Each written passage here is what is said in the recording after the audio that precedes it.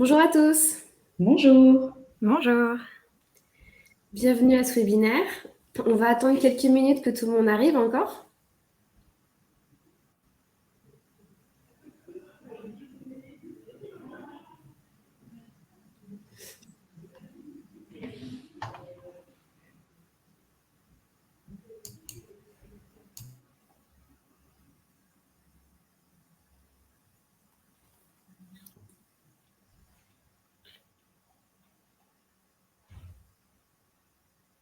Alors, n'hésitez pas à écrire dans le chat.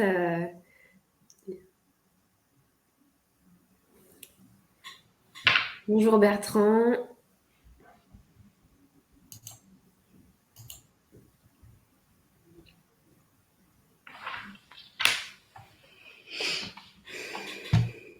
Bonjour Laurence, bonjour Pascal. Le webinaire se remplit un petit peu de plus en plus.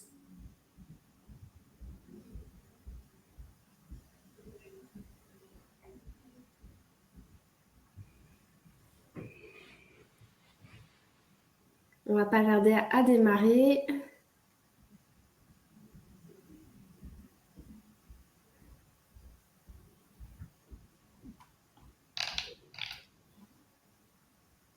Alors, on peut peut-être commencer par rappeler un petit peu les règles et les consignes sur ce webinaire. Alors, comme vous pouvez le voir, vous pouvez écrire dans le chat pour réagir sur les sujets qu'on abordera. Et vous avez aussi l'onglet questions pour poser vraiment là les questions par rapport au sujet, tout ce qu'on abordera à travers des différents slides. Vous avez la possibilité aussi de voter pour les questions qui vous paraissent le plus pertinentes ou qui vous intéressent le plus pour les faire remonter et on les traitera en priorité.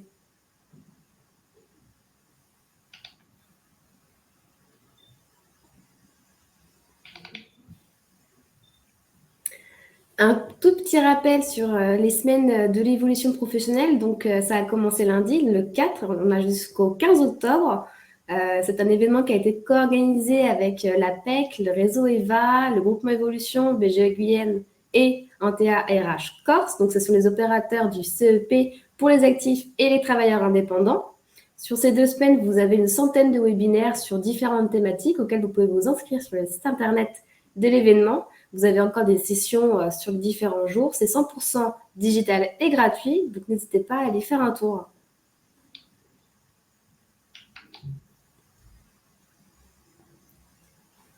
Je vais laisser mes collègues qui vont animer ce webinaire se présenter.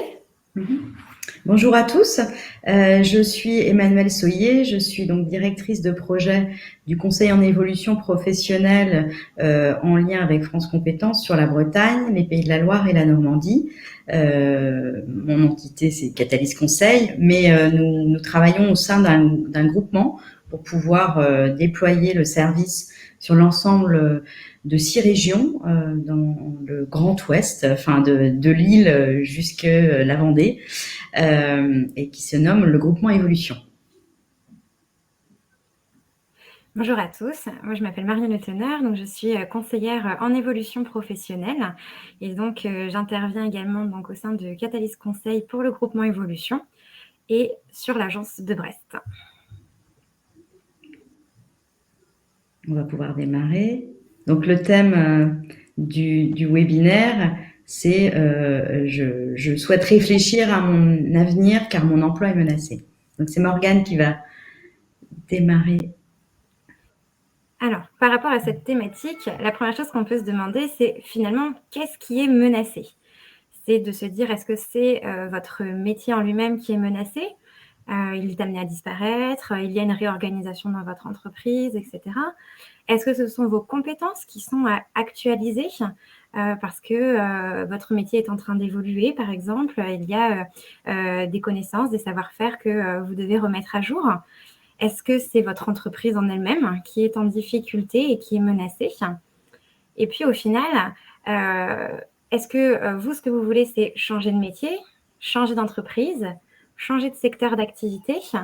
Est-ce que vous voulez vous former pour acquérir de nouvelles qualifications? Est-ce que la question, c'est une mobilité interne au sein de votre entreprise pour accéder à d'autres emplois?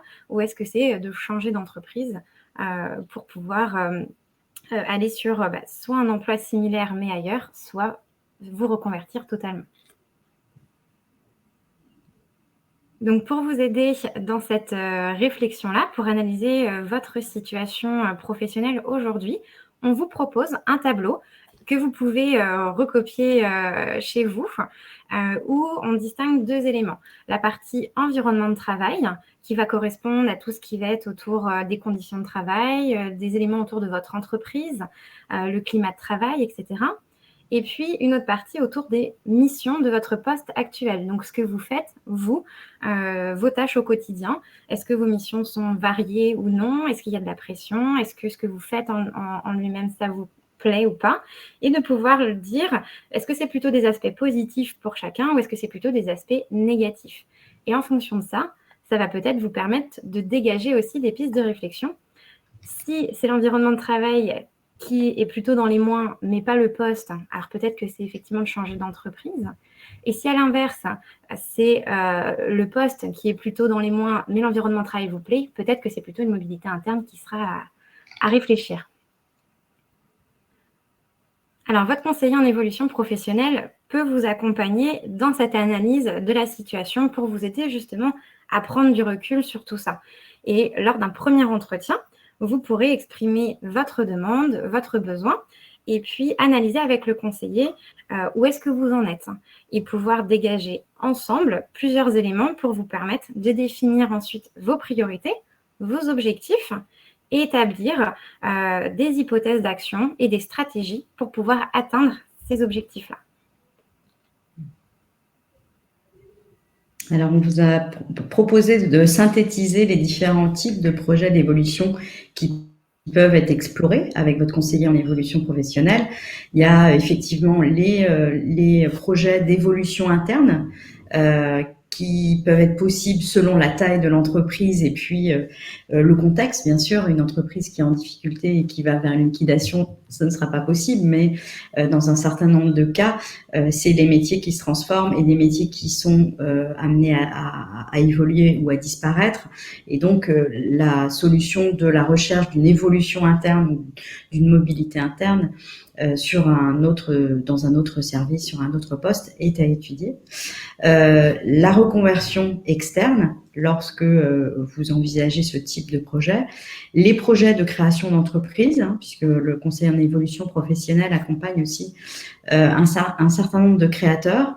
Et puis, ça peut être aussi imaginé de faire une recherche d'emploi directe sur le même métier, donc sans passer par une reconversion. Donc là, peut-être dans le même secteur ou dans un secteur autre. Donc, on vous propose de balayer toutes ces hypothèses ensemble. Donc, si vous envisagez une évolution interne, ça peut être effectivement évoluer vers un métier ou un emploi à plus grande technicité ou à une plus grande responsabilité, devenir expert dans un domaine ou devenir manager, par exemple, ou vous voulez être aidé, vous pouvez aussi avoir besoin d'être aidé pour repérer les emplois possibles au regard de vos compétences acquises. Donc, dans certaines entreprises, il y a des bourses à l'emploi qui existent sur lesquelles les salariés peuvent candidater. Donc, effectivement, c'est un outil qui permet de repérer les emplois possibles. Après, c'est pas forcément évident de voir, d'analyser le transfert de vos compétences vers ces postes. Donc, l'appui, l'accompagnement pour cette réflexion est fort utile et le conseil en évolution peut le faire. Vous avez besoin aussi, vous pouvez avoir besoin d'être aidé à préparer votre entretien professionnel ou toutes les échanges, le dialogue qui peut être à l'œuvre avec votre manager ou avec le service RH de votre entreprise. Donc, de la même manière, mais je pense que c'est sur le slide suivant, le conseil en évolution professionnelle peut vraiment vous aider dans toutes ces démarches, en fait, de dialogue avec votre manager, d'analyse de vos compétences, d'analyse de vos aspirations, ce vers quoi, ce qui vous intéresse, vos centres d'intérêt, et puis d'étudier avec vous également les opportunités, vous donner les clés pour pouvoir étudier des opportunités en interne avec votre RH. Donc, le conseiller est un espace d'écoute et d'appui et de conseil dans toutes ces démarches pour que vous puissiez ensuite venir vers votre service RH ou vers votre manager avec des propositions, avec des actions ou des recherches que vous avez pu faire sur les secteurs ou auprès de collègues également qui travaillent sur des services qui vous intéressent, par exemple en interne.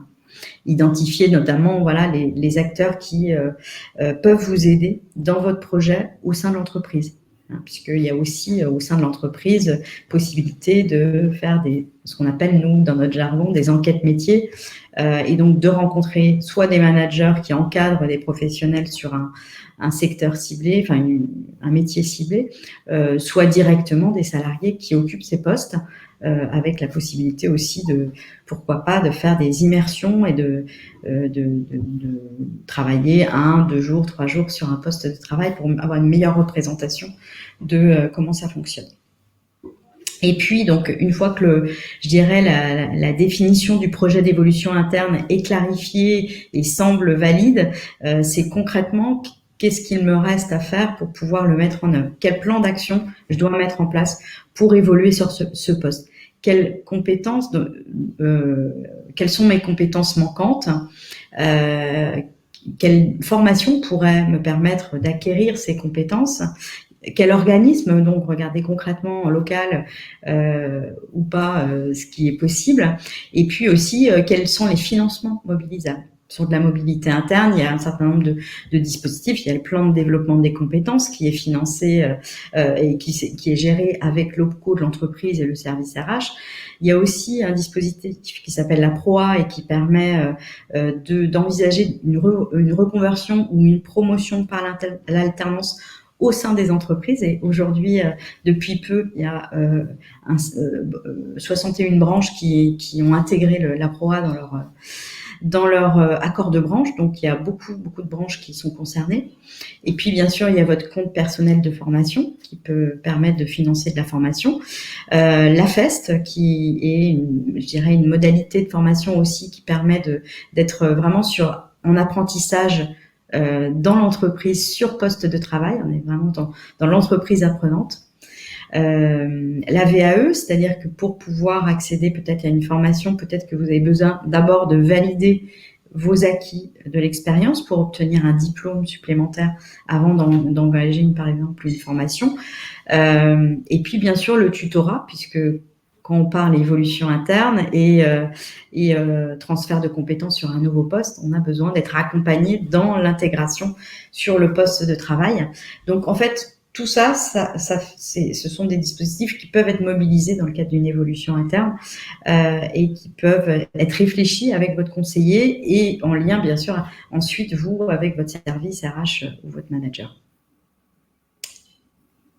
Voilà pour l'évolution interne.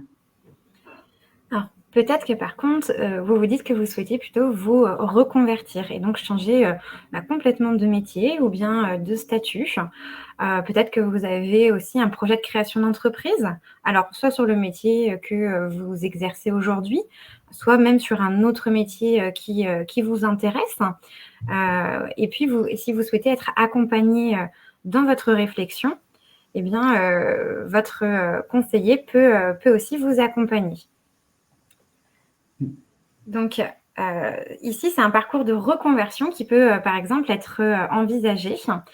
Et le conseiller peut vous aider dans ces différentes étapes. C'est un cheminement qui peut prendre du temps et donc il faut bien justement prendre ce temps-là pour étudier les possibilités. Et votre conseiller peut vous aider donc dans l'élaboration du projet, pouvoir aller explorer ce projet. Est-ce qu'il vous correspond? Est-ce qu'il correspond à vos attentes?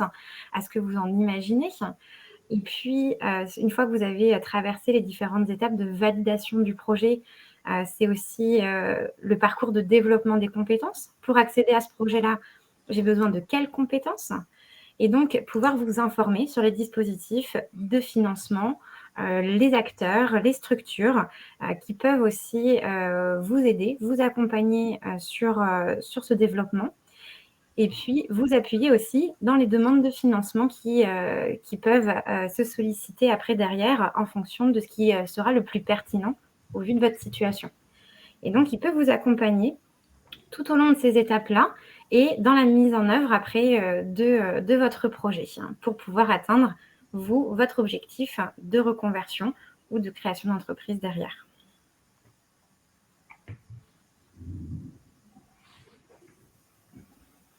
Alors, vous pouvez également, si effectivement votre emploi est menacé et que le risque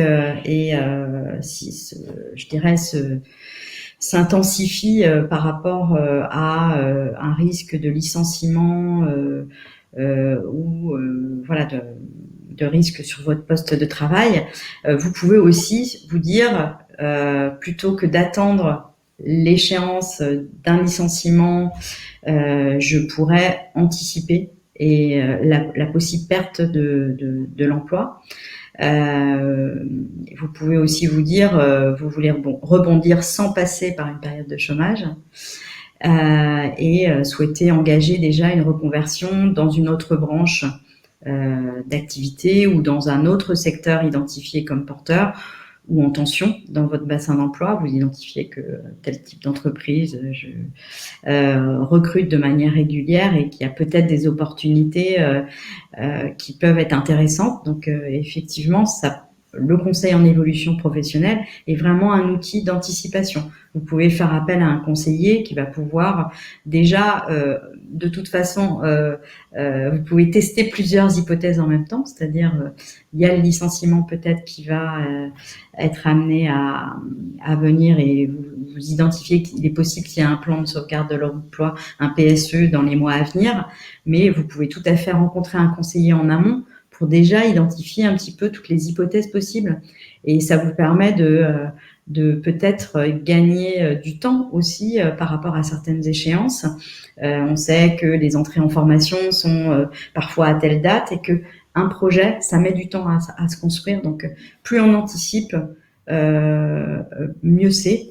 Et en tous les cas, ça vous permet déjà de poser déjà des bases de est-ce que j'attends le licenciement? Est-ce que en amont, je peux déjà réfléchir à des projets qui vont peut-être être mis en place seulement après le licenciement, mais vous aurez déjà gagné tout ce temps-là de réflexion.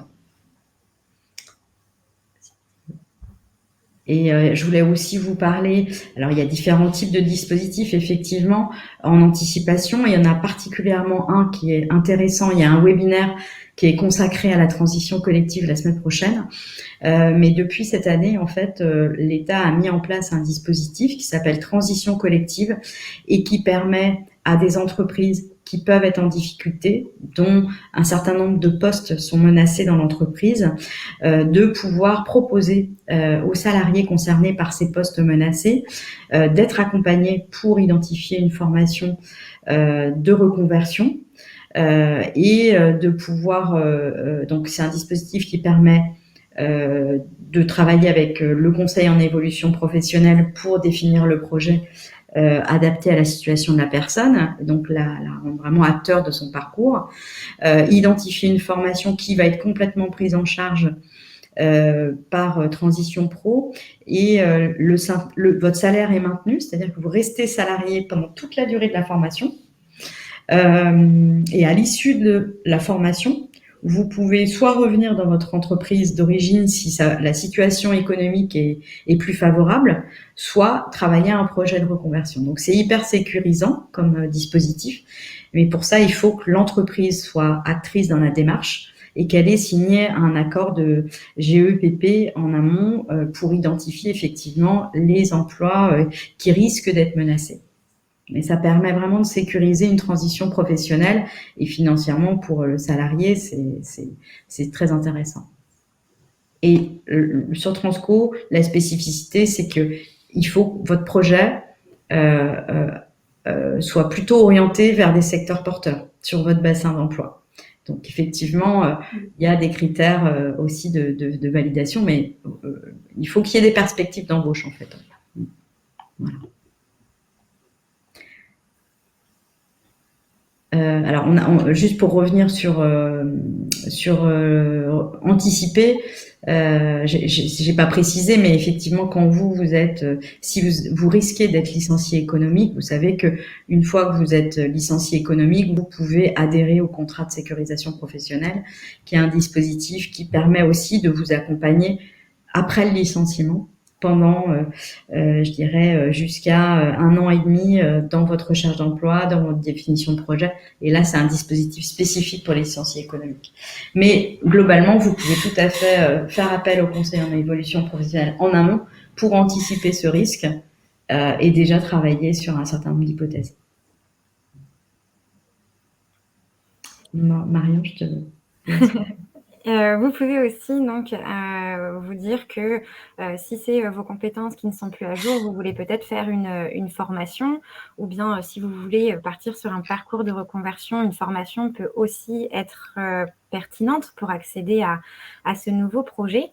Et vous voulez peut-être savoir aussi comment bien choisir la formation que vous voulez faire, parce que il en existe plein, sous plein de modalités différentes, que ce soit au sein d'organismes de formation en présentiel, que ce soit en distanciel, que ce soit directement face à un formateur ou bien en travaillant de chez soi le soir.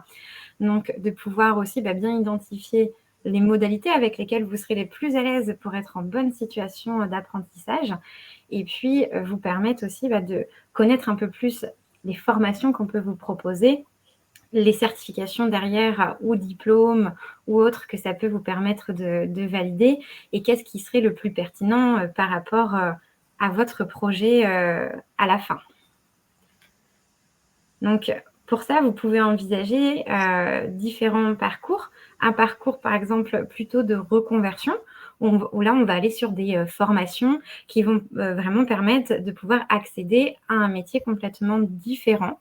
Et donc, on peut être sur des parcours de formation qui peuvent se compter en plusieurs mois, parfois même en plusieurs années, en fonction du projet. Et donc, il existe différents dispositifs qui peuvent vous permettre d'accéder à ces formations-là. Et en n'oubliant pas aussi, bien sûr, la question du revenu, parce que oui, forcément, chacun a ses charges, chacun aussi a sa vie personnelle à devoir gérer. Et donc, ces dispositifs prennent en compte ces questions-là. Et vous avez, par exemple, le projet de transition professionnelle qui existe, qui est géré donc par un organisme qui s'appelle Transition Pro. Alors, ça remplace le FONGECIF, si certains en avaient déjà entendu parler dans leur vie professionnelle avant. Le projet de transition professionnelle, ça s'adresse aux personnes qui sont salariées en CDI, en CDD, en intérim, sous certains critères, pour leur permettre d'accéder à des formations de reconversion. Ces formations doivent par contre être reconnues, donc sur ce que nous on appelle donc le répertoire national des certifications professionnelles, et être éligible sur votre compte personnel de formation.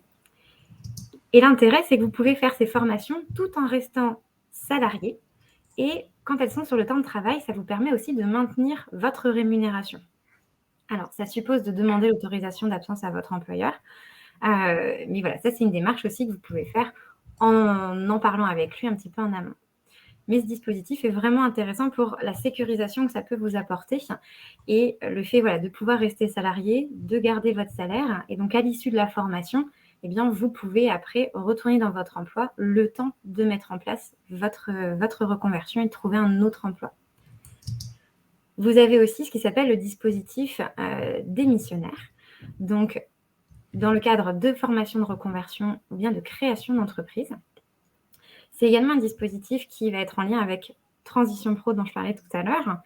Et celui-ci, il s'adresse aux salariés en CDI qui ont 5 ans d'activité derrière eux en continu sur les 5 dernières années et qui ont un projet de faire une formation pour se reconvertir ou bien de créer une entreprise.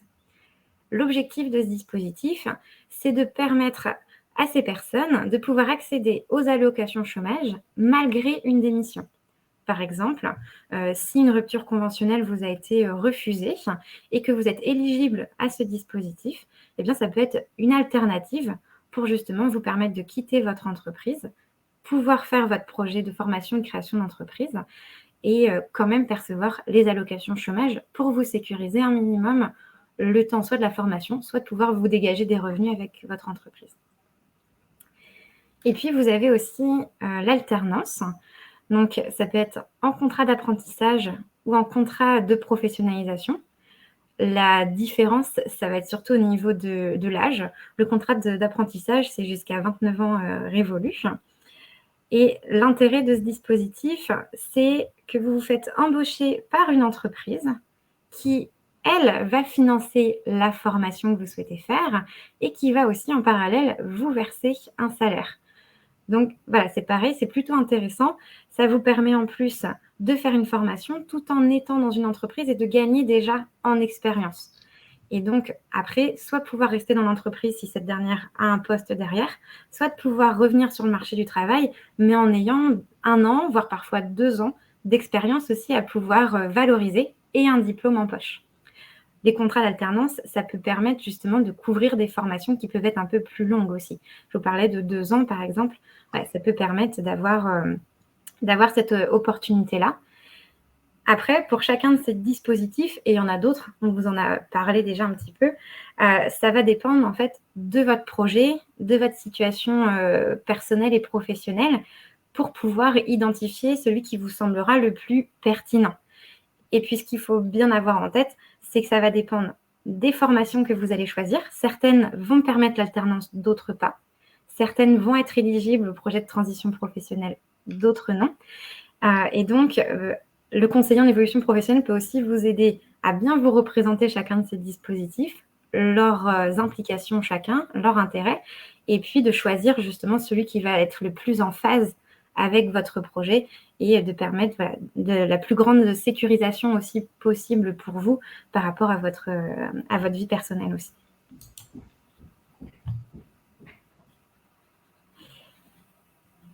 Alors, je pense que la suite va être sur la slide d'après. Donc, vous pouvez aussi vous dire qu'un parcours certifiant peut être plus pertinent. Donc là, ça va être dans l'objectif de gagner donc, des certifications, des diplômes, mais d'une manière différente. Vous avez par exemple le dispositif CLEA qui existe. Alors ça, c'est une certification interprofessionnelle qui est reconnue par tous les secteurs d'activité en France. C'est la seule et elle est à destination des personnes qui sont, on va dire, peu ou pas qualifiées pour sécuriser la suite de leur parcours professionnel. Ça peut permettre aussi de développer l'employabilité parce qu'elle permet de pouvoir reprendre confiance en ses compétences. Ça peut permettre de préparer une entrée en formation aussi qualifiante ou bien encore d'évoluer dans son poste. Ça se passe de la manière suivante. Vous avez une première évaluation qui est faite sur 7 socles de compétences de base. Vous allez avoir, par exemple, des choses sur la rédaction en français, vous allez avoir des choses sur les aspects plutôt mathématiques, sur les aspects bureautiques, sur l'anglais, sur les règles de sécurité, des choses comme ça. Et donc, cette première évaluation permet de savoir où est-ce que vous en êtes sur tous ces éléments. Et si vous ne les maîtrisez pas encore, vous avez un parcours de formation qui vous est proposé, qui est personnalisé en fonction des compétences qui vous resteraient à acquérir.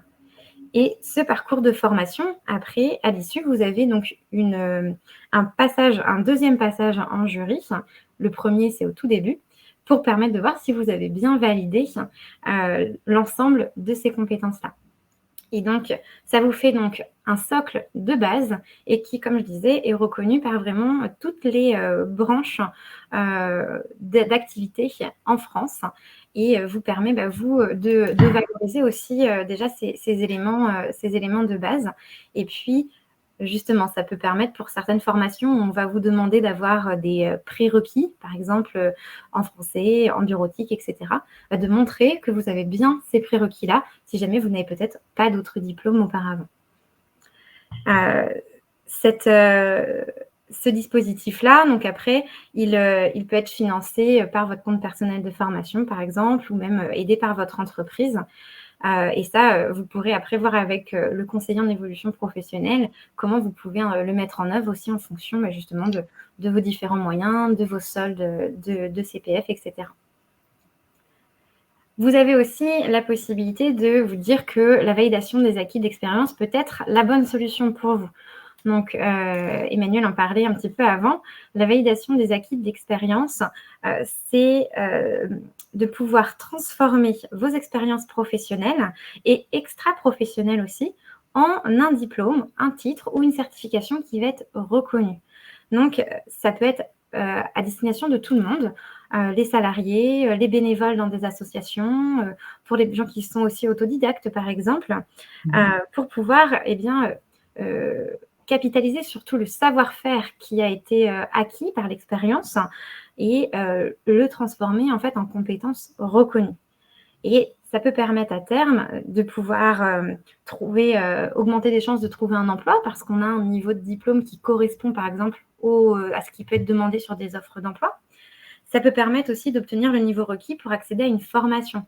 On vous dit par exemple que pour accéder à telle formation, vous avez peut-être besoin d'un niveau Bac+2 et vous avez aujourd'hui un niveau bac. Eh bien, ça peut vous permettre de pouvoir valider d'abord ce niveau Bac+2 pour ensuite pouvoir enchaîner sur la formation qui vous intéresse.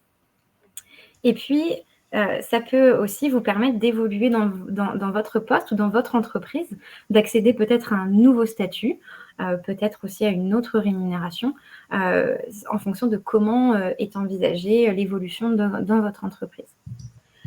Pour pouvoir faire une validation des acquis de l'expérience, il faut pouvoir justifier d'au moins 1 an d'expérience par rapport au diplôme ou à la certification que vous souhaitez faire reconnaître. Ce qu'il faut avoir en tête, c'est que la validation des acquis de l'expérience, ce n'est pas une formation.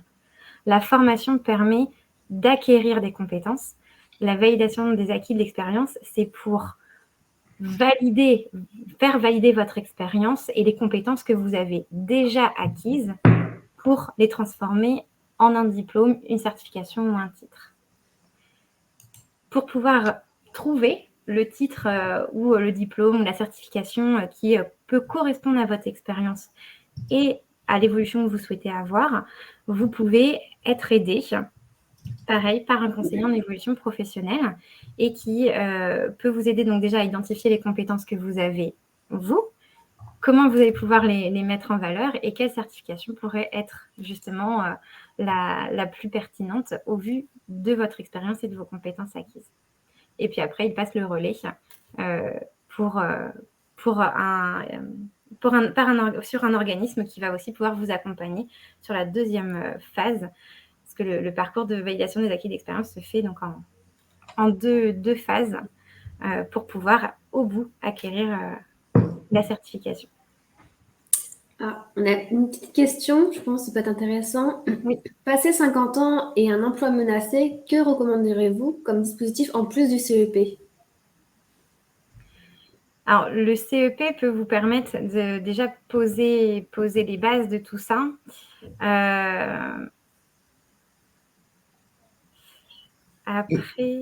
Et puis d'identifier quels sont les dispositifs la stratégie la plus adaptée. Ça dépend effectivement du projet de la personne. Est-ce qu'il est préférable d'attendre un licenciement économique et de bénéficier du contrat de sécurisation professionnelle, ou est-ce que j'ai un projet de me mettre en travailleur indépendant, par exemple. En fait, il n'y a pas de dispositif clé lié à l'âge. Après, il y a des dispositifs aussi régionaux qui sont liés vraiment qui sont proposés aux seniors demandeurs d'emploi. Mais en termes d'anticipation, avant de prendre une décision et en anticipation, avec le CEP, ça va vous permettre d'éclairer quels pourraient, au regard des projets que vous avez en tête, est-ce que c'est de la création, est-ce que c'est de la reconversion, est-ce que tout dépend du projet. Quel va être le dispositif le plus adapté au regard du nombre d'années qui vous reste à travailler? Je pense qu'on peut difficilement répondre là comme ça de manière. Enfin, je sais pas ce que tu en penses, Marion, mais ça dépend vraiment des gens, quoi. Et en plus, région par région, il y a des dispositifs spécifiques qui peuvent être financés par les régions, par exemple. sur les seniors. C'est ça, il n'y a pas forcément de choses vraiment très, très liées à l'âge. C'est vraiment toute une question de projet et comment vous visualisez la suite.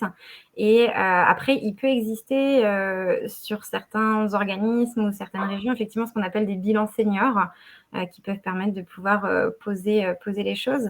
Mais c'est vrai que ça va vraiment dépendre de chaque territoire, finalement.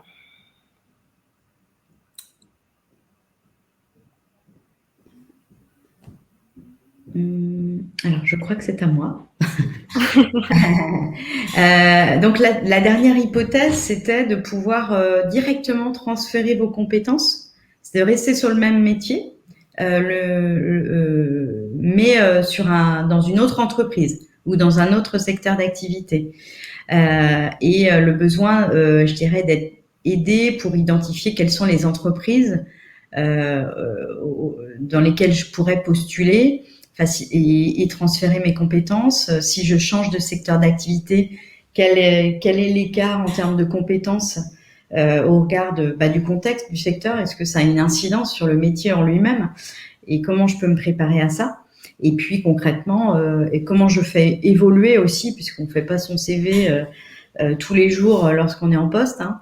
Donc, si on projette de pouvoir transférer et puis candidater, forcément, il faut retravailler ses outils de communication, son CV, les entretiens d'embauche, faire son profil LinkedIn qui va bien si c'est utile par rapport au poste que je vise, etc. Et donc, dans toutes ces démarches-là, le conseiller en évolution professionnelle peut vous accompagner. Si tu veux passer la slide, Morgane, s'il te plaît. Merci. Donc, le conseiller va pouvoir vous aider à bien identifier vos compétences parce que ça va être utile pour votre CV, vos lettres de motivation, votre entretien. Et ça va être aussi utile pour pouvoir bien identifier les entreprises que vous pourriez cibler au regard des compétences que vous avez pu développer. Il va pouvoir aussi vous accompagner dans les techniques de recherche d'emploi, la préparation à l'entretien, le ciblage des entreprises, comment effectivement bien identifier les entreprises qui recrutent sur mon territoire.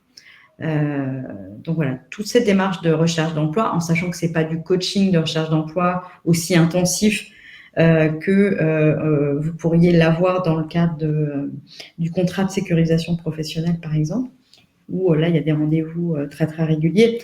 Le CEP, il va pouvoir vous donner les bases pour que vous puissiez avoir tous les outils en main pour pouvoir lancer votre recherche d'emploi.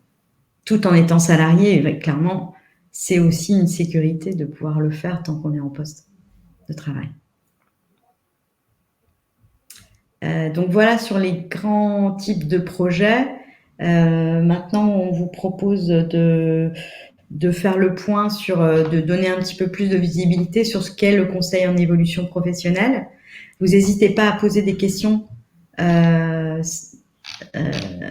au cours des échanges, il n'y a pas de problème, on regarde le chat.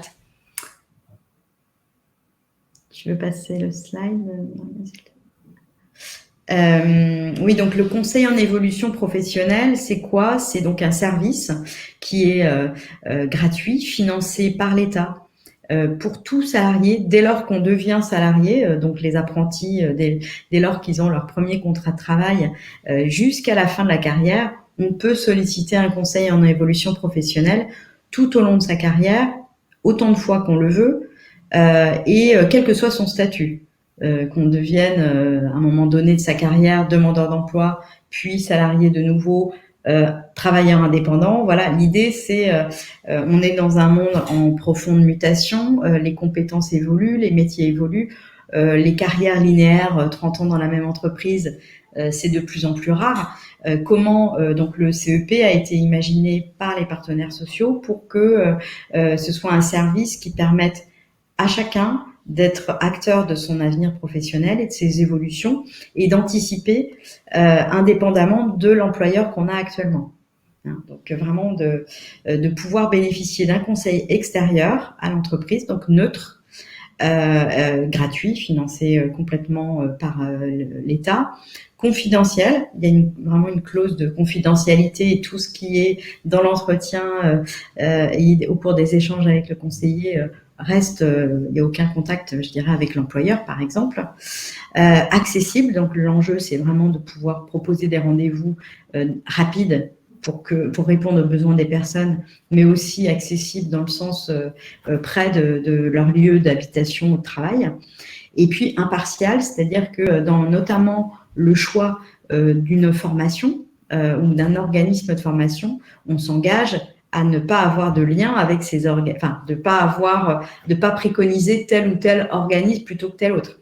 On va regarder, ce qu'on regarde, c'est du point de vue de l'individu, quel est au regard de son projet, des compétences qu'il a déjà acquis, de ses facilités aussi d'apprentissage, est-ce qu'il préfère le distanciel, est-ce qu'il préfère le présentiel, enfin toutes les modalités en fait d'apprentissage. Est-ce qu'il veut quelque chose de plutôt pratique ou plutôt théorique, enfin on va regarder tout ça et on va identifier avec lui quelle est la bonne formation de manière impartiale et neutre. Voilà. Parce qu'on n'a pas d'intérêt en fait à orienter vers tel métier ou telle formation. Tout ça, c'est co-construit avec la personne. Donc le conseil en évolution professionnelle, il est mis en œuvre par différents types d'acteurs selon le statut des personnes au cours de leur évolution professionnelle. Par exemple, les missions locales s'occupent du conseil en évolution professionnelle des jeunes de moins de 26 ans. Cap Emploi s'occupe des personnes en situation de handicap. Pour les salariés qui sont en poste, il faut quand même se poser la question si effectivement le projet que vous avez en tête et que vous êtes par exemple travailleur handicapé, le projet que vous avez en tête il n'y a pas besoin de prendre en compte, je dirais, la problématique de santé. On va plutôt vous orienter vers nous, c'est-à-dire les salariés, les opérateurs comme le groupement Évolution, le réseau EVA, etc. Puisque le handicap n'a pas besoin d'être pris en compte dans le projet. Donc, c'est plutôt, je dirais, les opérateurs de droit commun, donc Antea, le groupement Évolution, Axis, BGE, etc., qui s'occupent des salariés du secteur privé et travailleurs indépendants. Par contre, si la problématique de santé doit être prise en compte dans le projet, c'est plutôt Cap Emploi, qui est vraiment spécialisé dans comment on va pouvoir adapter le poste de travail au regard du handicap, comment le projet, comment on enclenche une demande de reconnaissance travailleur handicapé, par exemple. Donc là, c'est plutôt nos partenaires Cap Emploi qui interviennent. Et puis, lorsque la personne, au cours de sa carrière, se retrouve demandeur d'emploi, c'est Pôle emploi qui assure le conseil en évolution professionnelle pour les demandeurs d'emploi et l'APEC qui intervient pour les cadres et les jeunes diplômés, qu'ils soient demandeurs d'emploi ou salariés. Voilà. Donc là, ce sont les opérateurs qui interviennent. Et si tu veux passer au slide suivant. Ah oui, avant de montrer les sites internet où vous aurez les contacts, je vais repréciser, mais on l'a déjà un petit peu dit, hein.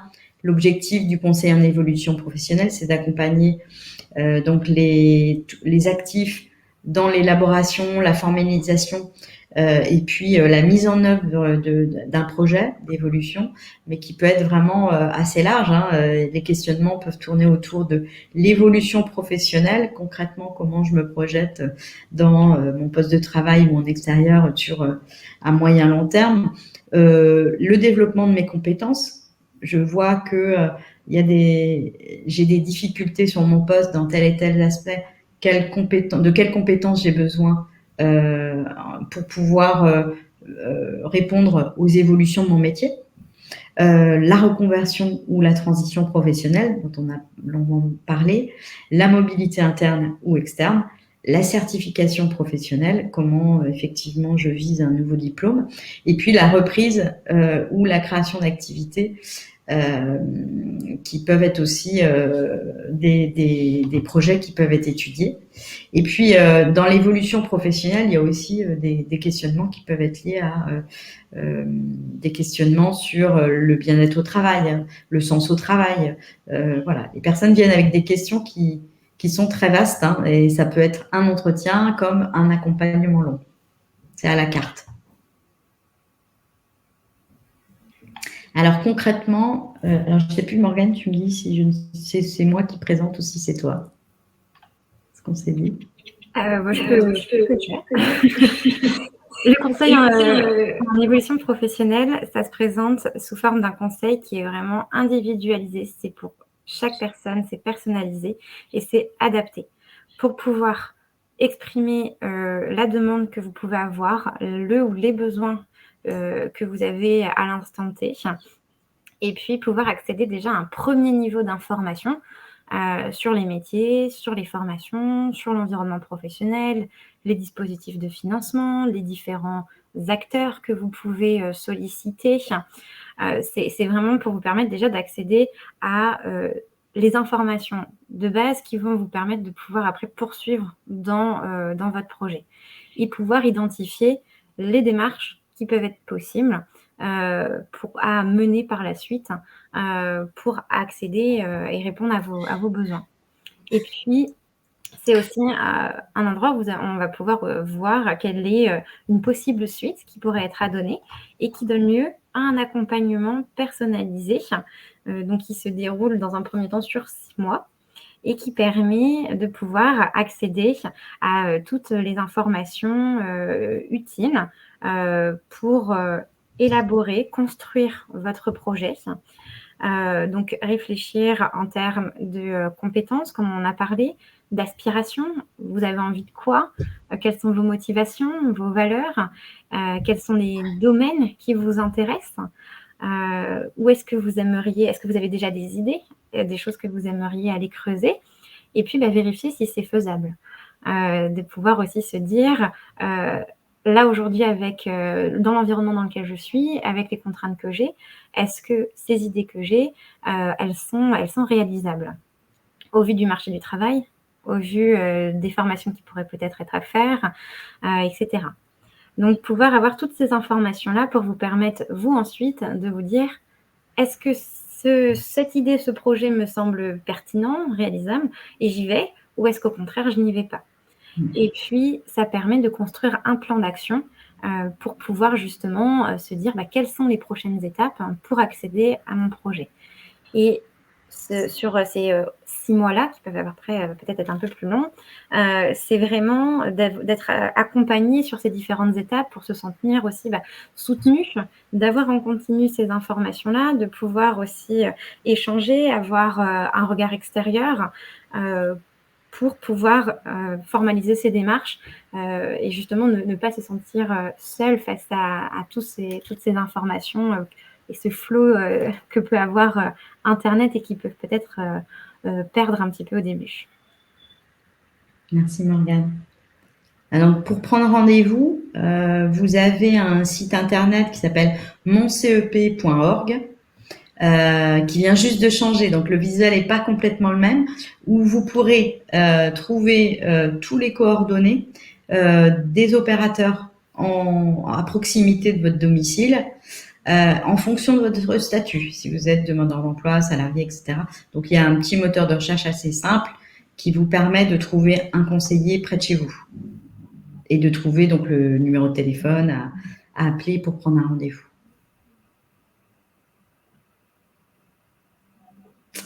Voilà, nous avons fait le tour. N'hésitez pas à aller donc sur ces sites et puis en fonction des orientations, on va vous orienter vers la PEC ou vers, par exemple, le groupement Évolution. Il y a des vidéos sur les sites des opérateurs de témoignages qui expliquent comment le service se déroule et puis ce que ça a apporté aux personnes accompagnées. Oui, on a une chaîne YouTube du groupement Évolution où il y a des vidéos des témoignages bénéficiaires, donc qui ont pu avoir ce service, mais aussi les témoignages des conseillers, comment ils ont accompagné certains bénéficiaires. Écoutez, je pense qu'on a répondu à toutes les questions qui étaient dans le chat. N'hésitez pas, on a encore un petit peu de temps si jamais vous avez une question. On a répondu à l'écrit, mais peut-être qu'on a été suffisamment clair et c'est une bonne chose.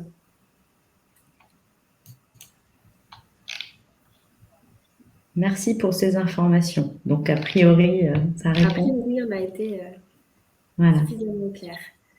Ben, on est ravis et n'hésitez pas à regarder la programmation de tous les webinaires, puisque comme on vous le disait, il y a des webinaires thématiques qui vont vous permettre aussi d'avancer sur les différents dispositifs dont on a balayé, je dirais, on a fait un 360 tout l'horizon des dispositifs possibles. Et l'ensemble des webinaires seront disponibles en replay à la fin des 2 semaines de programmation. Eh bien, écoutez, je pense qu'on va pouvoir s'arrêter là. Attendez. Non, alors les slides ne sont pas disponibles. Il faudra aller voir les replays sur la chaîne YouTube. Je pense qu'on va pouvoir mettre fin au webinaire. Donc, je vous souhaite à tous une très bonne fin de journée et merci d'avoir été présents. Merci à vous. Merci. Au revoir. Au revoir.